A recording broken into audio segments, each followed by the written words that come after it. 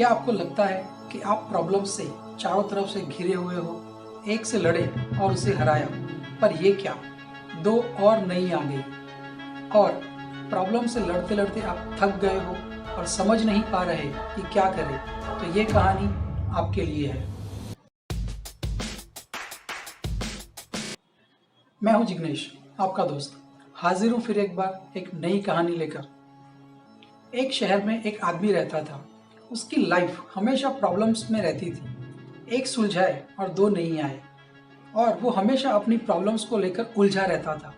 इसलिए वो अपनी लाइफ की अच्छी मोमेंट्स भी जी नहीं पा रहा था।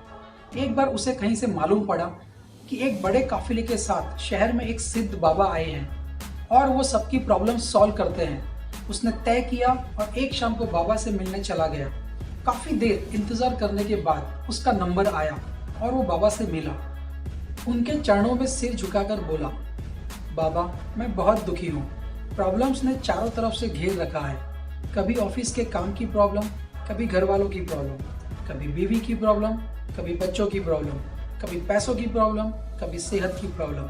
कृपया करके मुझे इन सारे प्रॉब्लम्स को सॉल्व करने का रास्ता बताएं, ताकि मैं सुख शांति वाली जिंदगी जी सकूं। बाबा मुस्कुराए, फिर घड़ी देखी और बोले, बेटा, अभी बहुत देर हो गई है। मैं तुम्हें तुम्हारे प्रॉब्लम्स का सॉल्यूशन कल सुबह दूंगा, पर क्या तुम मेरा एक काम करोगे? उस आदमी ने पूछा, कौन सा काम बाबा?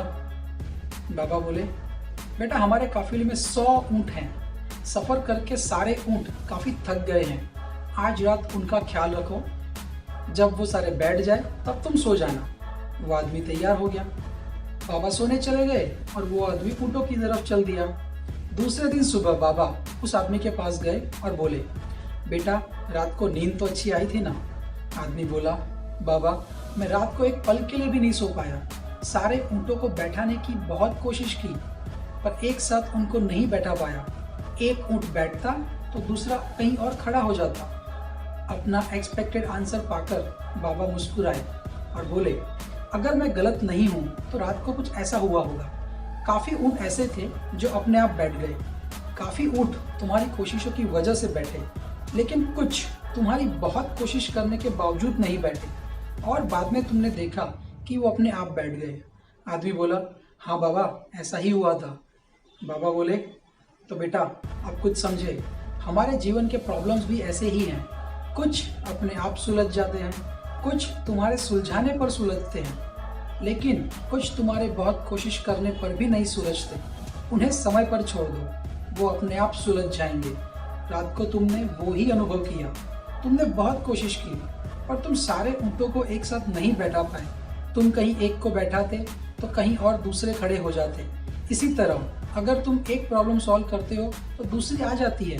कभी कभी प्रॉब्लम्स को सॉल्व करने की कोशिश में हम खुद ही दूसरी प्रॉब्लम खड़ी कर देते हैं। बेटा, प्रॉब्लम जीवन का एक भाग है। कभी वो कम होती है, कभी ज्यादा होती है। समस्याओं के बावजूद जीवन का आनंद लेना सीखो। समस्याओं को समय पर छोड़ दो। उचित समय पर वे खुद ही खत्म हो जाती है।